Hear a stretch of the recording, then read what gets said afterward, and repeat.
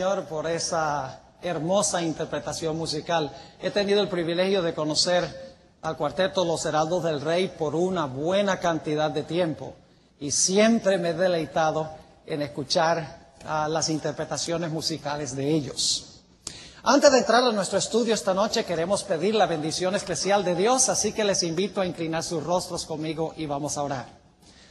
Padre Celestial, te damos gracias por habernos traído a este lugar esta noche. Te damos gracias por tu palabra que es una guía segura en este mundo de rebelión y pecado. Pedimos esta noche que a través del ministerio de tu Santo Espíritu hables a nuestras mentes y corazones para que tengamos la disposición de recibir el mensaje que tienes para nosotros. Te damos gracias, Señor, porque podemos acercarnos en oración con la certeza de que tú nos escuchas.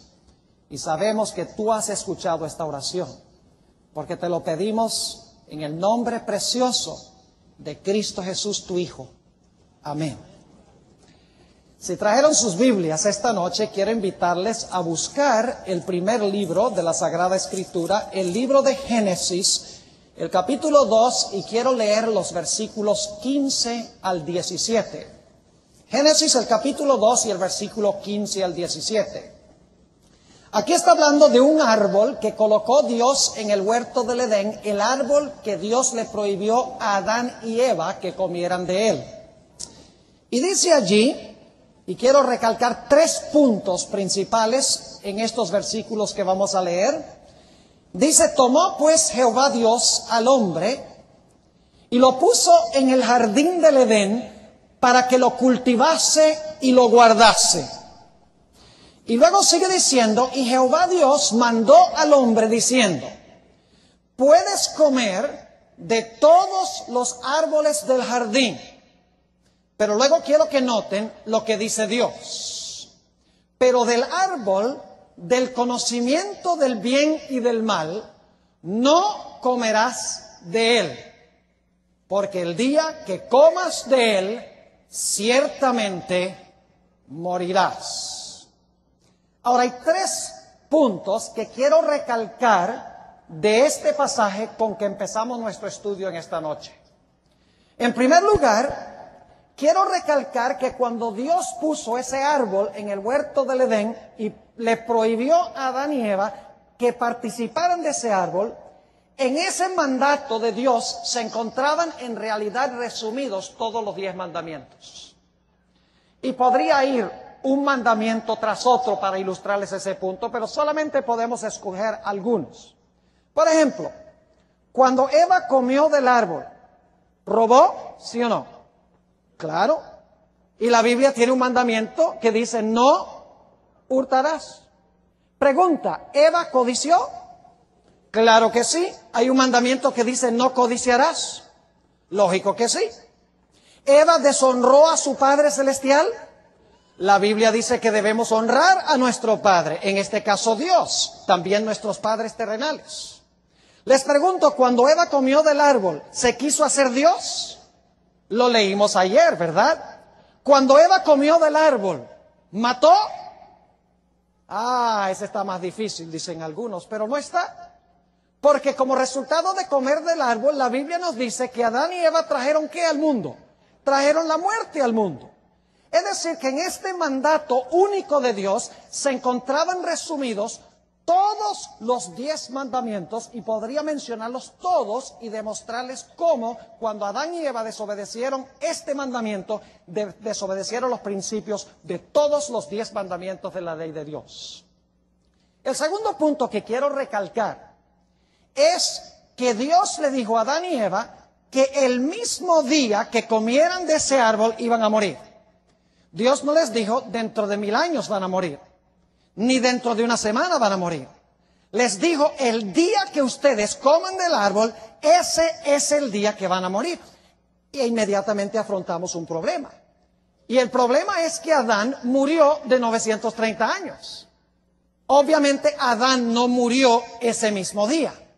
¿Cómo explicamos el hecho de que Dios dijo, el día que comas del árbol vas a morir, Y Adán no murió ese día, murió de 930 años. Esta pregunta la vamos a contestar en el transcurso del estudio de esta noche.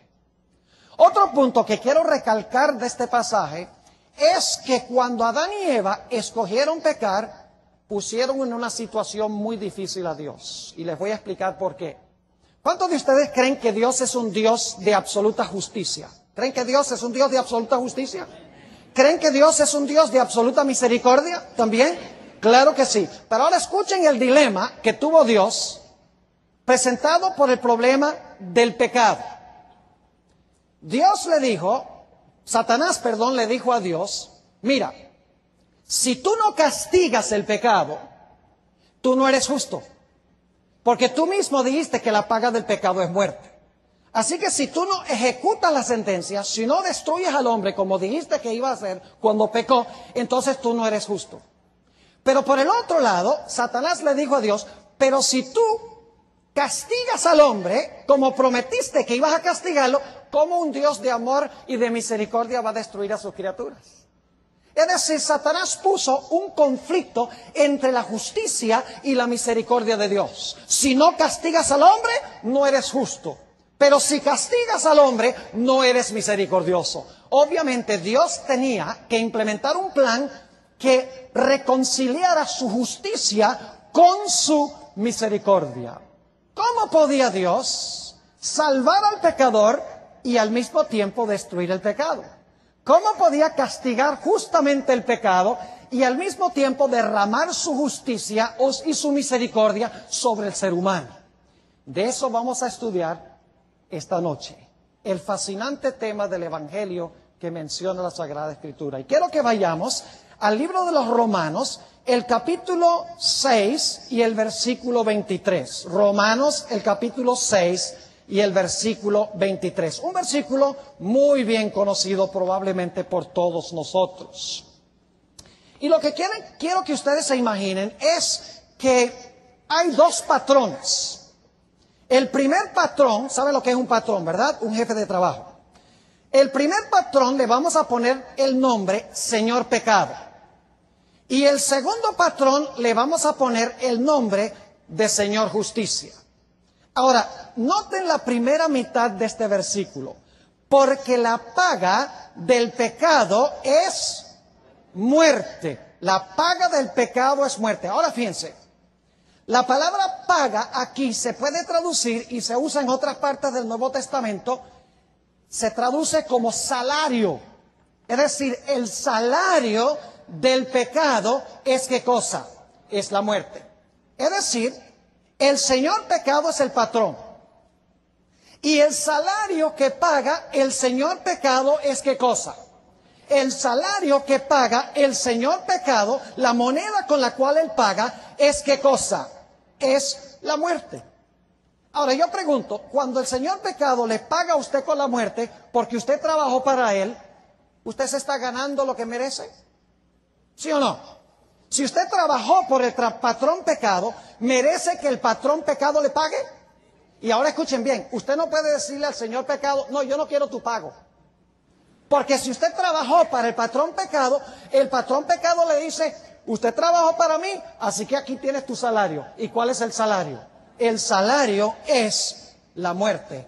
Y la muerte nos la ganamos porque trabajamos para el Señor pecado. ¿Están entendiendo lo que estoy diciendo? Ahora, ¿cuántos de nosotros aquí en esta noche hemos trabajado para el patrón pecado? Levanta la mano el que nunca trabajó para el patrón pecado. Si levantan la mano, por primera vez empiezan a trabajar para el Señor pecado, porque son mentirosos. La Sagrada Escritura nos dice en Romanos el capítulo 3 y el versículo 10, no hay justo ni aún ¿cuántos? Ni aún uno. ¿Cuántos han servido al Señor pecado? Todos han servido al Señor pecado. Es más, Romanos el capítulo 3 y el versículo 20 dice, y ustedes conocen este texto, dice, todos han pecado y están destituidos de la gloria de Dios. ¿Cuántos entonces hemos servido al patrón pecado? ¿Cuántos hemos trabajado en la empresa del patrón pecado? Todos hemos trabajado en la empresa del señor pecado y por lo tanto todos merecemos lo que paga el patrón pecado. ¿Y qué es lo que paga él? Él paga justamente con la muerte. Pregunto, ¿es justo que pague con la muerte, sí o no? Claro que sí, porque si usted trabaja, usted se gana lo que él paga. ¿Está claro lo que hemos estudiado?